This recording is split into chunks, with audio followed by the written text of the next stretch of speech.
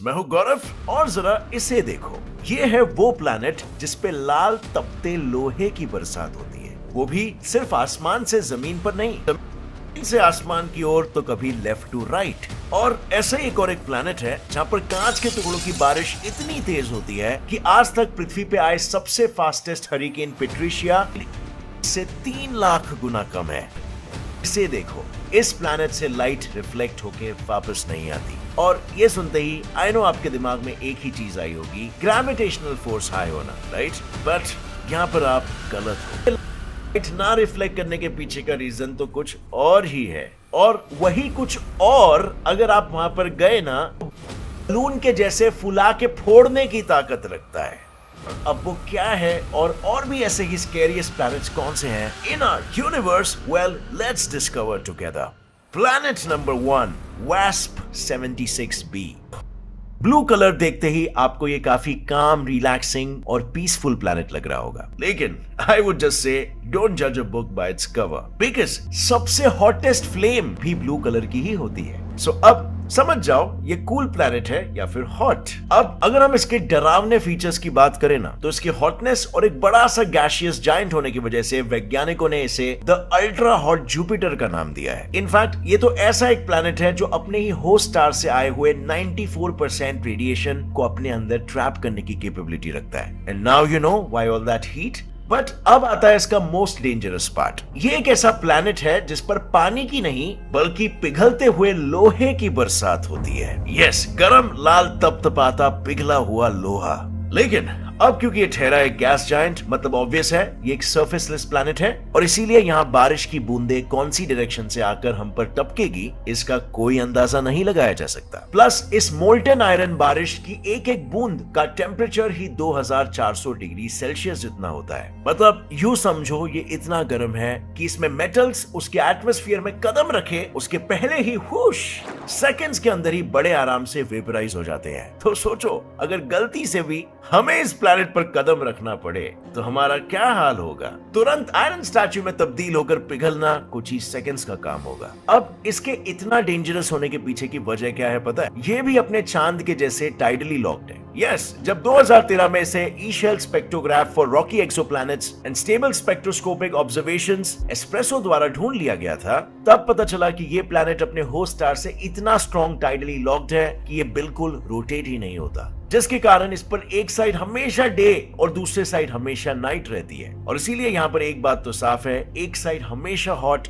और दूसरा side comparatively cold रहेगा। और यही तो वजह है जिसके कारण वहां पर आयरन की बारिश होती है। और कैसे? वेल, ये गैशियस जायंट है, ये तो क्लियर है। और अकॉर्डिंग टू थर्मोडायनामिक्स हमें ये भी पता है कि हॉट एयर हमेशा कोल्ड एयर की तरफ बढ़ती है। तो बस बात साफ है, डे साइड वाले मेटल्स के गैशियस क्लाउड्स हॉट होते ही कोल्ड साइड में जाने लगते हैं, जहां वो लोअर टेम्परेचर की वजह से कंडेंस हो जाते हैं। और कंडेंसेशन की वजह से क्या होता है बताओ? यस, बारिश।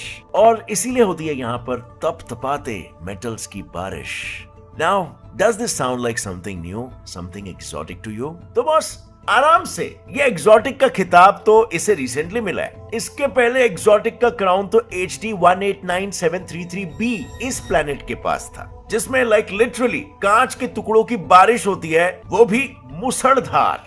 एंड माइंड यू, वेल, उसका ग्रेविटेशनल पुल इतना ज्यादा है कि कांच के ये नुकीले टुकड़े बुलेट की स्पीड से गिरते हैं। जस्ट इमेजिन, ऐसे किसी प्लैनेट पर पैर रखा तो स्पेस सूट के साथ बॉडी की तो छलनी हो जाएगी।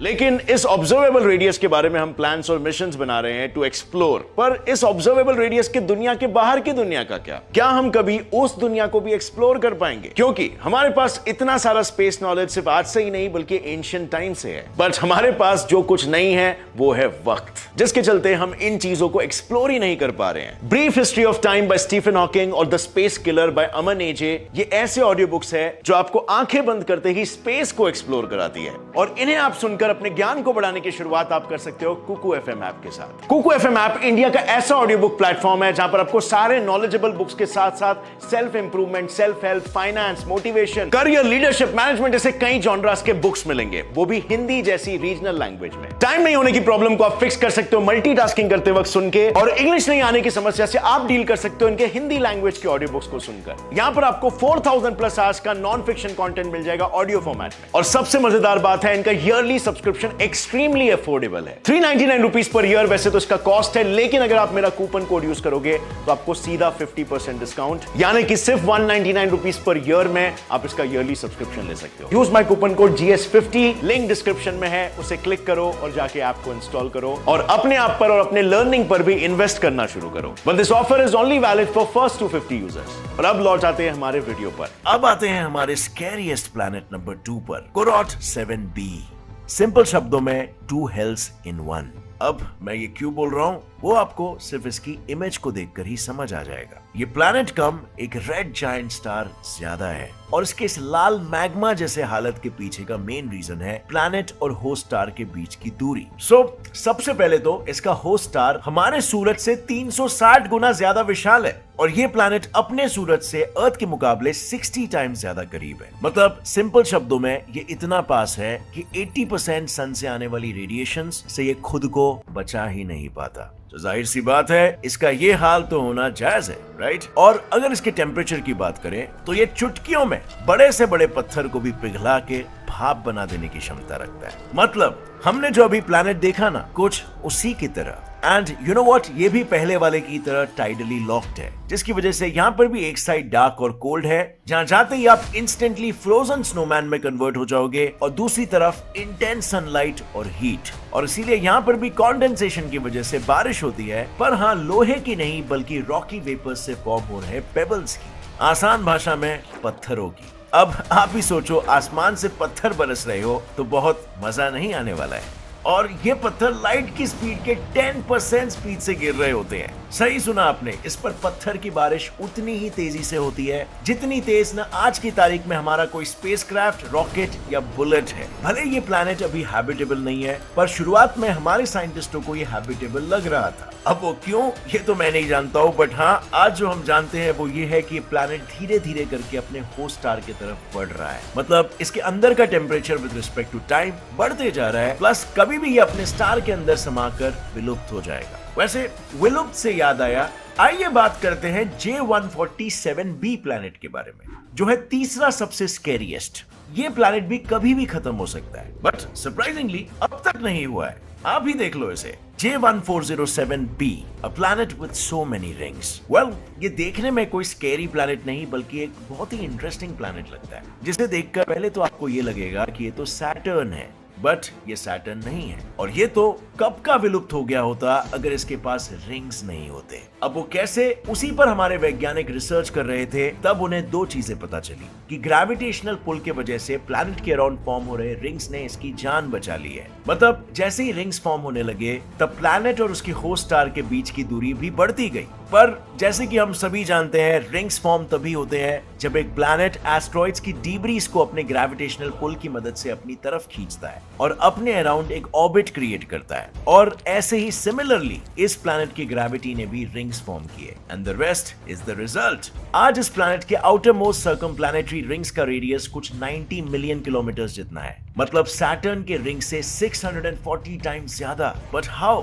वेल, यही तो सबसे बड़ी मिस्ट्री है। सिर्फ पेपर में थियरी लिखी हुई है कि ये ऐसे बचा, बट प्रैक्टिकली कैसे वो नहीं पता। और इसीलिए तो कहा था मैंने, ये एक बहुत ही इंटरेस्टिंग प्लैनेट है। लेकिन इस मिस्ट्री के साथ ही एक और प्लैनेटरी मिस्ट्री ने 2015 में स्पेस का दरवाजा खटखटाया, और वो प्लैनेट था Gliese 1132b, the planet that grew a second atmosphere. मतलब सिंपल भाषा में समझे तो हमें पता है मार्स के पास भी एटमॉस्फेयर कभी ना कभी था, लेकिन वो कॉस्मिक रेडिएशन से वेयर आउट हो गया। बट फिर अभी अचानक से उसका एटमॉस्फेयर फिर से बनने लगे, तो बस इसी को सेकंड एटमॉस्फेयर कहते हैं, जो Gliese 1132b पे आज हो रहा है। अब एटमॉस्फेयर का होना इज इक्वल टू प्लैनेट्स का हैबिटेबल होना, और इसीलिए Gliese 1132b को हम कह सकते हैं कि वो अर्थ का डुप्लीकेट है। लेकिन हाँ, सिर्फ साइज में, क्योंकि इस प्लैनेट पर आने वाले स्ट्रॉन्ग कॉस्मिक रेडिएशंस उसके एटमॉस्फेयर को चीरते हुए सीधा जमीन पर आकर स्ट्राइक करते हैं, या यूं समझ लो जैसे वहां पर कॉस्मिक रेडिएशंस की बारिश हो रही है।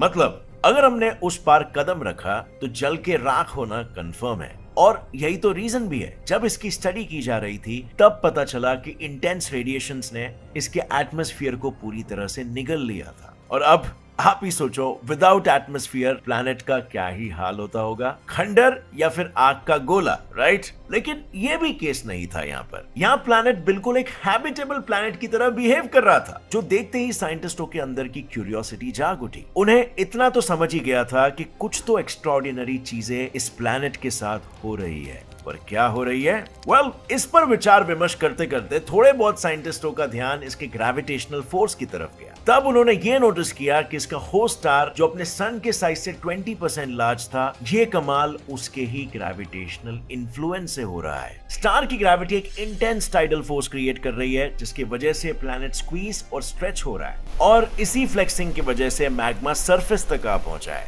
which gives rise to volcanic eruption. अब volcanic eruption is equal to gases का बाहर एक्सप्लोड होना, और gases का बाहर आना is equal to atmosphere का फिर से बनना। Simple, right?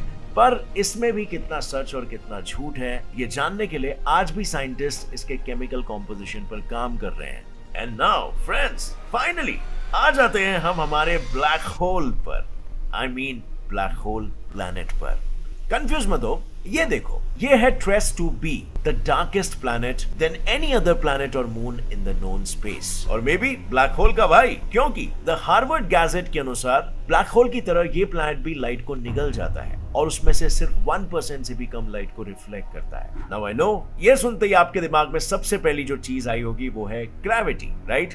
पर आपको बता दूं, हमेशा इसके पीछे ग्रेविटी का ही हाथ नहीं होता है। कभी कभी एटमॉस्फेयर में मौजूद केमिकल्स लाइक वेपराइज्ड सोडियम, पोटेशियम और टाइटेनियम ऑक्साइड भी हो सकते हैं, जो लाइट को एब्जॉर्ब करते हैं। और अगर इस केमिकल से भरे एटमॉस्फेयर पर आपने कदम रखा, तो आपके लंग्स एक बलून की तरह फूल जाएंगे और अंत में फट के कोलैप्स हो जाएंगे। But there is a catch, क्योंकि जब इसके एटमॉस्फेरिक सैंपल्स को अच्छे से स्टडी किया गया, तब पता चला कि भले उसका एटमॉस्फेयर इस केमिकल से भरा हुआ है, लेकिन इनकी क्वांटिटी बहुत ही कम है, जिसका मतलब 20% से ज्यादा लाइट ये एक्सोप्लैनेट में से बड़े ही आराम से रिफ्लेक्ट हो सकता है। पर यहाँ पर ऐसा नहीं हो रहा है। Then how is its luminance so low? और ये साइंटिस्टों को मिली हुई एक नई चुनौती है, जिसके लिए वो कड़ी मेहनत भी कर रहे हैं। सून इसका जवाब हमें मिलना चाहिए। पर चलो, ये तो मान लिया कि ये स्केरियस्ट प्लैनेट है, पर क्या आपको पता है सबसे बड़ा स्केरियस्ट प्लैनेट कौन सा है जहां हम रह रहे हैं?